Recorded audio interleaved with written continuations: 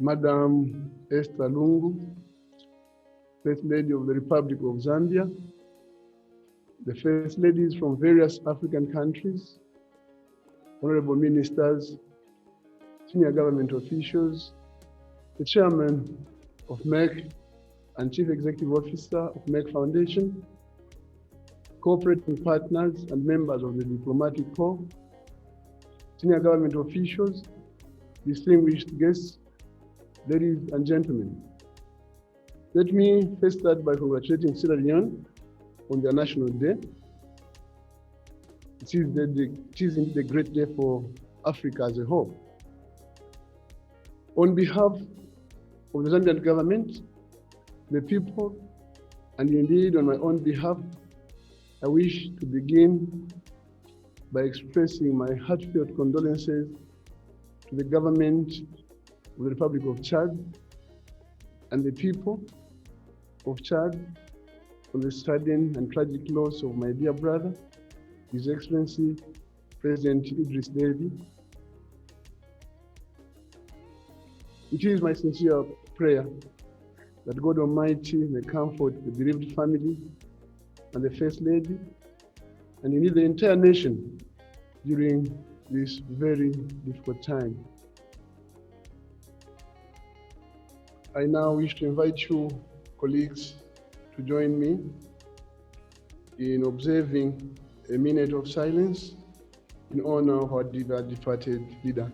Shall we be upstanding for a minute, please?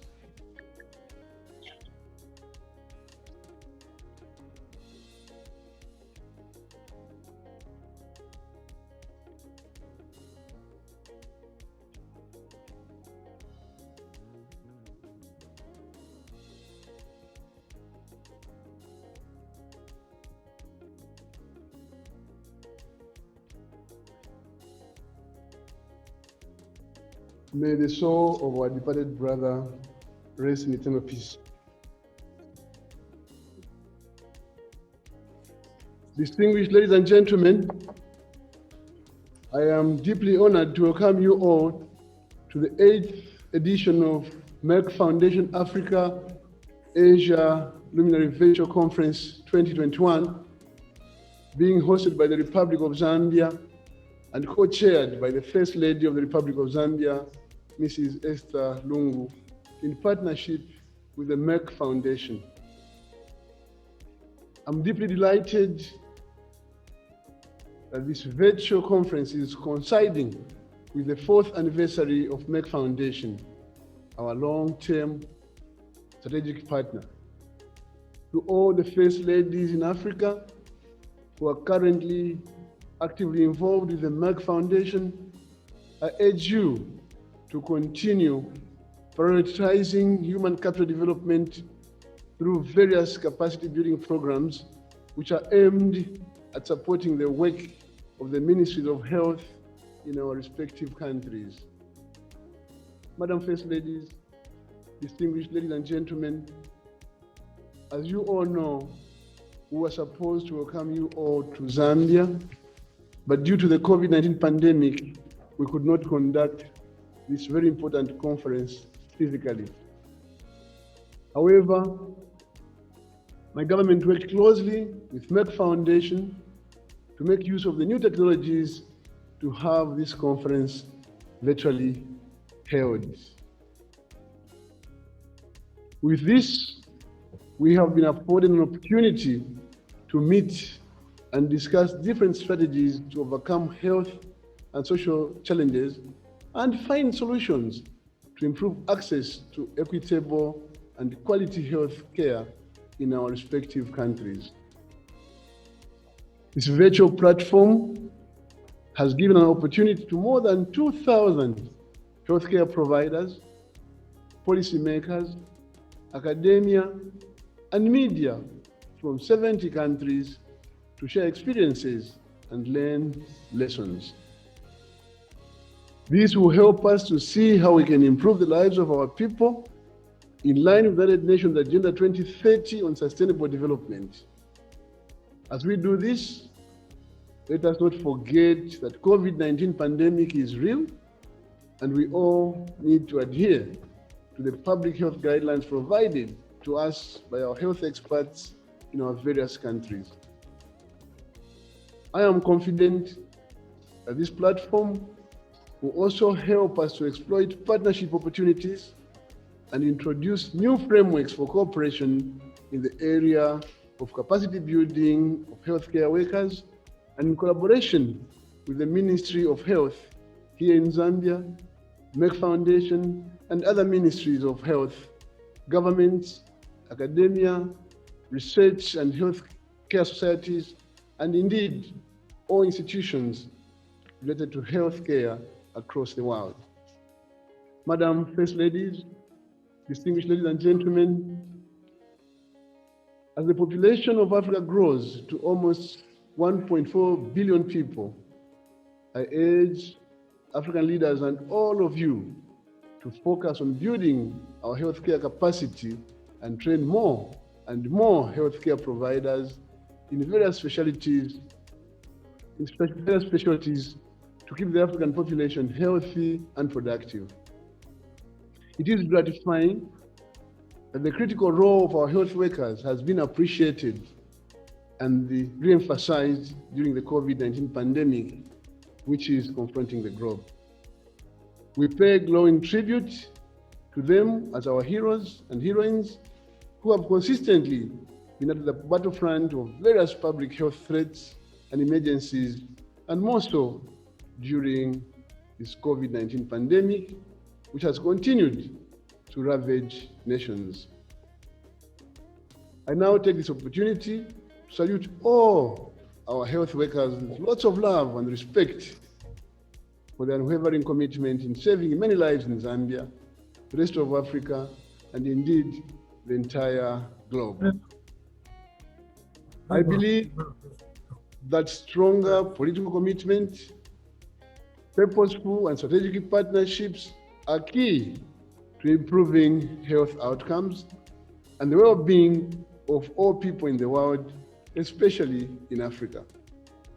As political leaders, we are accountable to our people for the decisions we make and the results we achieve. Let me also take this opportunity to appreciate our long-term partnership with Merck Foundation. I must say, I'm impressed with the Foundation's smart strategy and flawless execution, which is aimed at advancing capacity of our healthcare by providing critical and underserved specialty training for our local doctors across the country, hence ensuring quality and equitable healthcare to our people, a critical ingredient in the attainment of universal health coverage. To achieve the Sustainable Development Goals, there is urgent need for innovative, dynamic, and purposeful partnerships. It is only through effective coordination of collective effort that we can achieve these goals. Madam First Ladies, distinguished ladies and gentlemen, today there are achievements to celebrate, but also challenges to address. Now more than ever, we have realized the critical importance of our public healthcare sectors. With this realization, we must continue programs that build our healthcare capacity and train our healthcare providers at all levels. In this regard, my government has identified human resource for health as a critical investment in ensuring that our people are healthy and productive.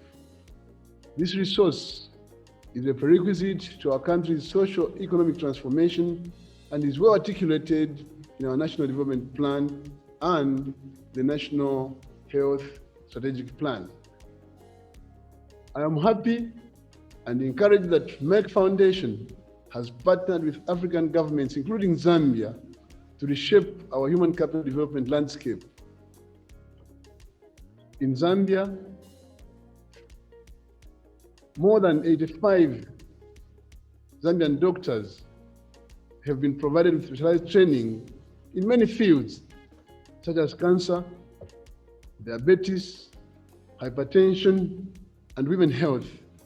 reproductive health, as well as respiratory and intensive care. There is no doubt that our partnership with Merck Foundation will continue to add immense value to our mission of building capacity and training of more healthcare specialists and experts to improve treatment for cancer, cardiac diseases, and artificial in vitro fertilization, renal and bone marrow transplant, and other specialties. This will further improve access to quality and equitable healthcare solutions nationwide and in Africa. Our efforts to attain success in creating healthcare centers of excellency in African countries aimed at addressing challenges facing the continent in the health sector depends on specialized healthcare personnel. I am equally delighted to see results of our partnership with Merck Foundation in such a short time. I further appreciate the significant impact of their programs and long-term commitment on the transformation and reshaping of our public healthcare sector. Madam First Ladies, distinguished ladies and gentlemen, this year's Luminary, together with all of you and with Merck Foundation, will enhance our African and Asian cooperation as a catalyst to greater integration between developing countries. This annual conference has once again demonstrated the Merck Foundation's exceptional commitment to Africa and Asia. It is therefore my expectation that during the 3 days of deliberations, this meeting will provide scientific and social educational programs for Africa's healthcare needs with special focus on disease prevention, early detection, and treatment. Madam First Ladies, distinguished ladies and gentlemen, as I conclude, I wish to emphasize that strategic partnerships are beneficial not only to boosting the health sector, but also to transforming the economic and social development of any country. I wish you all fruitful deliberations, and now it is my singular honor and the privilege to declare this conference officially open. I thank you.